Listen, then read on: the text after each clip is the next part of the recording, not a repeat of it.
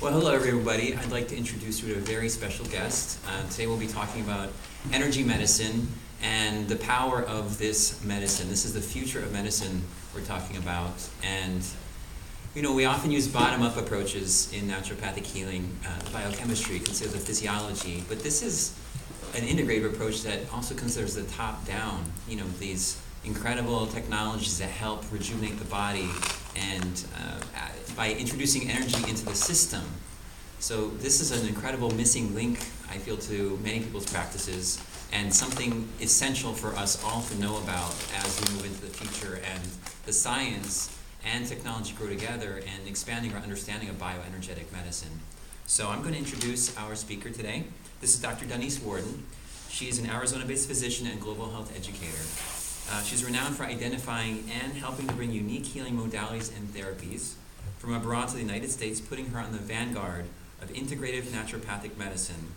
She lectures for hospitals, universities, corporations, and the general public. She has 2 medical clinics in Arizona and located in Scottsdale, Mesa, Worden Medical Specialties. And for almost a decade, she has been helping clients achieve optimal health and energy using natural therapies.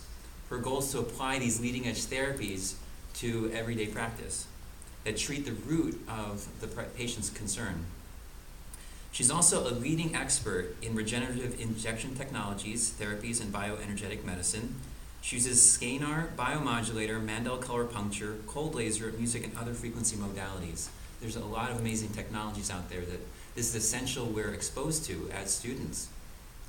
So designations include Diplomat, American Academy of Pain Management, member of the Consortium to Advance Integrative Healing and Wellness, member board of directors of both the Naturopathic Academy of Therapeutic Injections and the Naturopathic Physicians Board of Aesthetic Medicine, American Association of Naturopathic Physicians, Arizona Naturopathic Medical Association, ASU adjunct faculty, and an integrative medicine department, also the International Who's Who of Women Business Owners.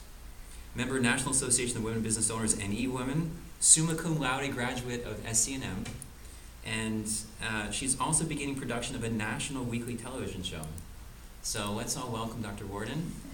Thank you. All right, we're casual today. So, and I do want to open up for questions. You know, we've got a smaller group, and that's great. I like that. Yeah, we were on a seat. I can't move because the camera's set on me. You get to move. I want to see you. Thank you.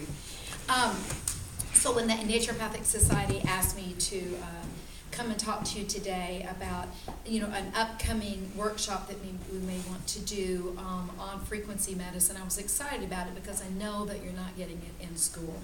And as Stefan said, I do believe it is an integral part. It will be the wave of the future. We're going to see more and more of it, and I feel that naturopaths should be leading the way. Look at our tenets: first do no harm, use nature, all the things that we believe in and we do. And we're so busy sometimes trying to be real doctors that we forget about some of the best medicine that we still have is more natural, and it activates the body to heal itself.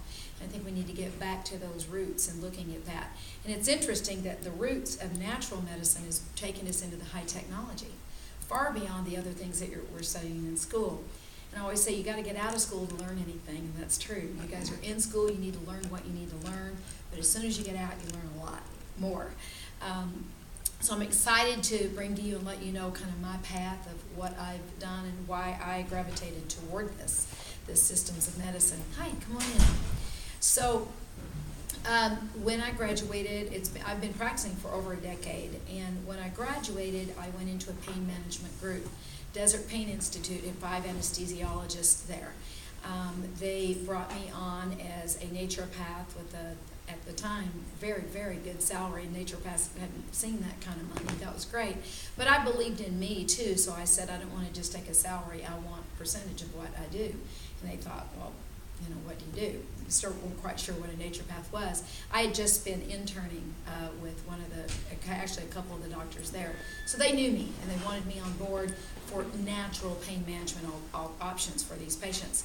So when I went in, within a year, I had outgrown my space. I had been brought back in and said, you're making too much money with the commission part. We want to cut you back on salary. And I said, let me get this straight. I'm making more money and making you more money than you thought, so now You want to cut that back. So it was a good problem to have. I still refer back and forth to that facility. There's a couple of doctors there that I know real well, and they refer to me as well.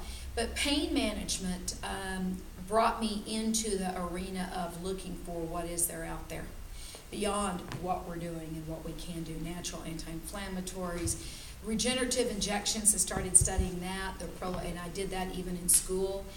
I was on the Naturopathic Academy of Therapeutic Injections, and for a while, and that was, those of you who probably don't know, you guys are young in school, Dr. Rick Marinelli was probably our greatest leader in naturopathic medicine for regenerative injections, for Prolo, for platelet, and Rick was a friend and a colleague, and that was our group. There were 6 of us that taught all over the country. We're teaching naturopaths, MDs, and DOs in these types of injections, therapeutic injections. We called it regenerative injection. It wasn't just Prolo. It became platelet, and then it became, using natural anti-inflammatories, those kinds of things. So I loved the needle, and in school I was the needle queen, loved needles. So then all of a sudden, and I got great results, even at Desert Pain Institute in pain management with the needling. I studied in France and I studied in Italy for periods of time with mesotherapy and neural therapy, the real way to do it, the way that they're doing it in Europe. And so whenever I studied with those docs and brought it back, you can't study with those docs in pain management and not say, wow, this works really well for aesthetics as well. So that's where pain management and aesthetics came in. And those are 2 great areas of medicine, and those are areas where things are needed. So I had my foot in the door doing natural injections and doing all the other things that we do as naturopaths, specializing, not saying I specialized in pain management, but I became a diplomate. Rick Marinelli, again, was the first naturopath to ever be let into that group at all, to be let in. Once he got in, he got the rest of us in, and we took the test, and they thought, they're not going to be able to pass this big, thick book. It's about corticosteroids, about the epidurals, things that you're not learning and not going to learn in school. We studied hard, and all of us passed with flying colors, so we represented the naturopaths well. Then we went into the DO groups and so forth, and the injection groups that said naturopaths should not be injecting. They don't teach enough of it in school, and you shouldn't be doing it. So we broke our way in. We said, let us in, we'll show you. And there was our group of 6 of us. And we went into one of the groups, and the funniest story that I tell is that we were with, I won't name his name, but he's a Russian doc, one of the leaders in all of this, that said naturopaths shouldn't be injecting. This has probably been about, 8 years ago or so. And we were under a fluoroscope under cadavers. So under the fluoroscope, you're seeing exactly where that needle is, right? So he was getting he had all the MDs and DOs, and they were just blind, sticking the cadaver, thinking they didn't know how to palpate. They weren't used to touching things like we're taught. So they're doing this, they're looking under the fluoroscope, doing this with the needle, doing this with the needle. And we would, our whole group, we would palpate, we knew where we were, one shot, be dead on. So it was getting to be, everybody was like, wow, these guys are really, really good. So it got to the point where it was getting, obvious to everybody. And so finally, I might as well say it, Felix, I did one of mine, and he took he had the fluoroscope off, and it was a cervical. And he said, no, you're in the wrong place. And I said, thank you very much. I'd like the fluoroscope, because I knew I was dead on. And I said, I'd like the fluoroscope to see where my mistake is, because I knew better to argue with him. So I'd like to see where my mistake is, where I actually am. So he put the fluoroscope on, I was dead on. So then he was like, okay, so after that, Felix became a fan of naturopaths and said they do know how to inject. We did because we'd been studying outside. It wasn't because we learned in school. I don't think you guys get enough in school. I don't. But so we became quite well known in the MD-DO world as these naturopaths that were very good at what they did with these injections. So here I am in the needle world doing all of this, and then realizing there was only so far with certain patients that I could get them with the needling, no matter how good we were and how good the medicine was that we were doing. And that's where I started looking farther into what I had been exposed to, even when I was in schools, cold laser at the time. My mother had a physician mistake, a physician-induced stroke, and so I was quickly jumped into the cold laser world with a chiropractor that we were working with.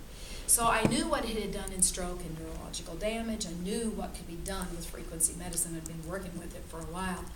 So then I started, and the day I graduated, I had a cold laser at Desert Pain Institute. So I was always using that with the injections. But with cold laser, and again, as good as it is, there's only so far it can take you. You have specific frequencies. You had to be very knowledgeable, know which frequencies you wanted to be using, for what amount of time, what distance to the body. There's a lot of things there that we don't know. And I studied the Russian technologies and the Russian research to understand what frequencies I was using and why.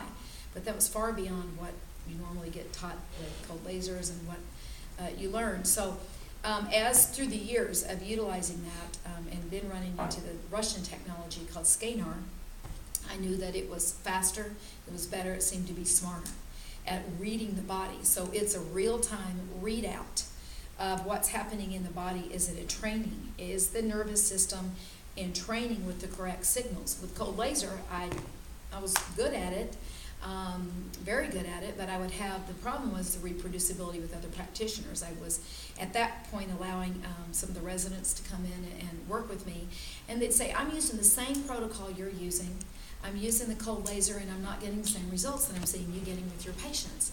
So part of it was intention. I would say, what are you thinking about when you're putting the laser on that patient? You thinking about lunch, the fight you had with your boyfriend or your girlfriend? What are you thinking about? I'm visualizing exactly what I want to go on in that body, and I had myself and that patient in that state. And so when you work with frequency, when you work with these kinds of energies, you will get better results. If you're really present, if you're using intention, which is powerful, and I'll talk about that a little bit and get more in depth on the workshop. But that intention piece is huge, and it works with your needling, it works with everything. You will get better results when you have that mindset there, but especially when you're working with frequency and bioenergetic medicine. So, worked with the scanar, and then as with any technology, there's always the new kid on the block, something coming along that does better. Now, to date, the best that I have found that I like working with is the Tenant biomodulator. It is scanar technology, but Texas Instruments got a hold of the Russian technology, reverse engineered it, put in some new cool things, and made it easier to use.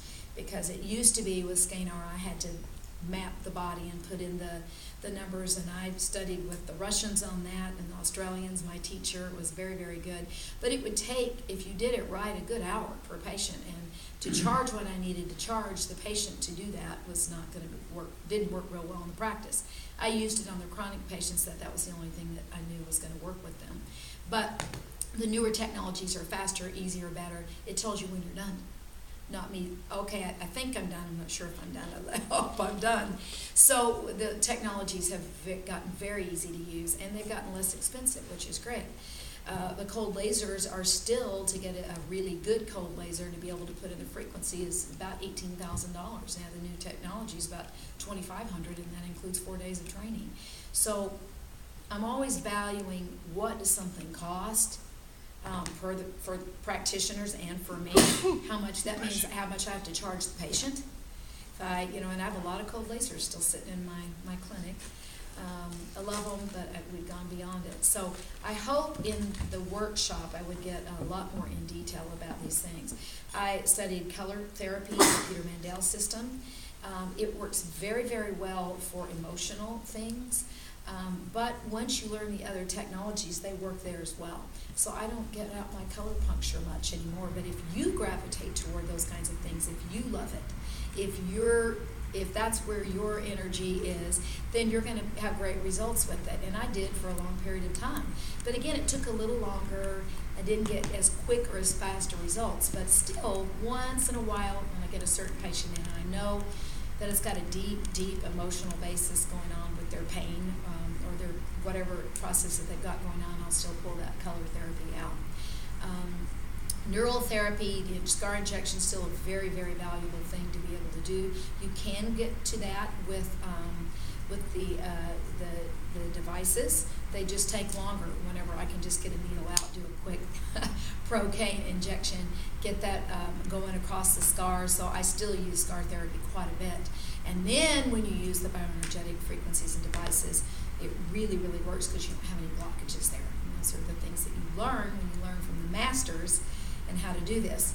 I studied with Dietrich Klinghardt, and I would tell any of you that if you have the ability to do so. Now, I studied with him when he still was doing really a lot of pain management.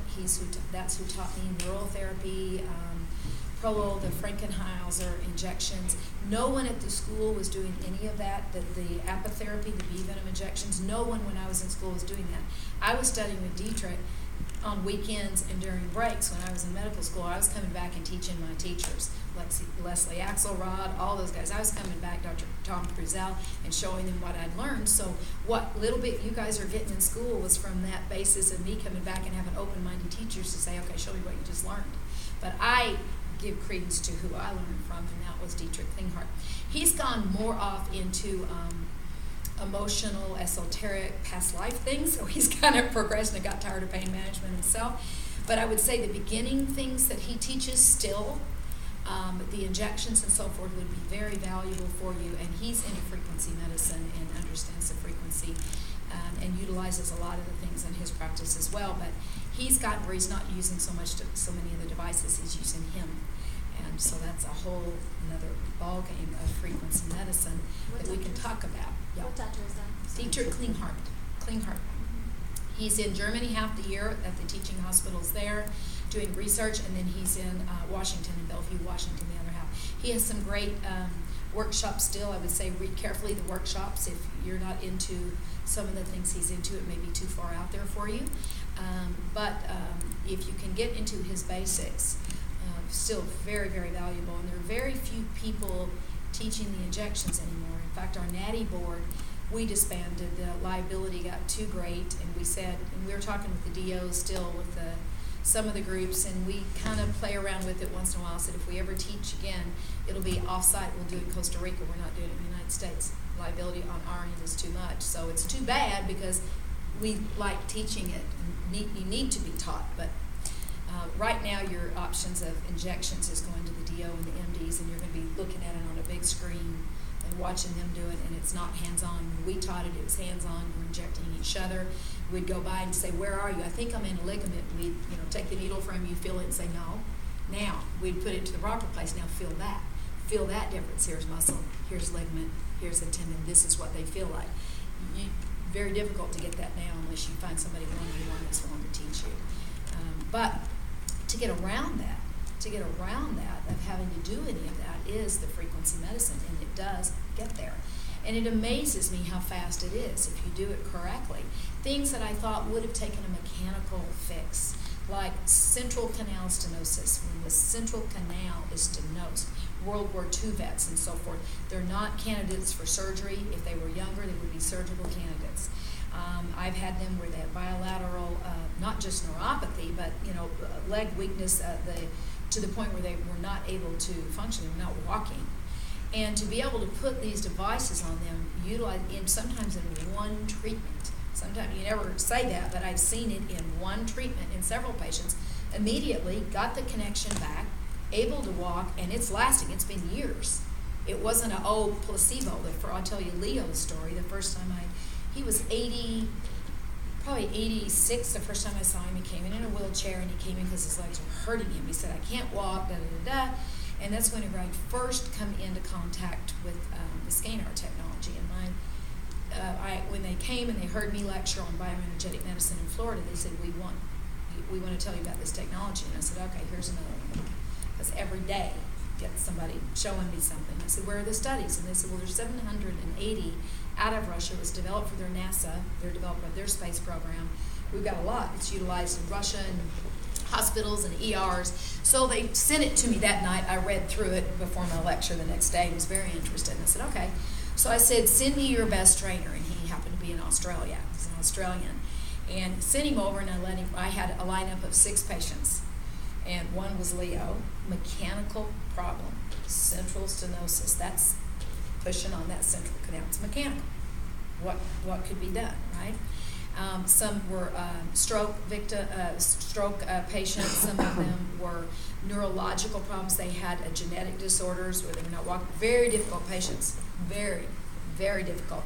I had helped them, but hadn't got to the point where I felt like, wow, there's got to be something else to help them go further. That's why they were willing to come in and let me try another thing on them, because it had more benefit with me than anybody else and all the things I was doing. But when I saw those 6 patients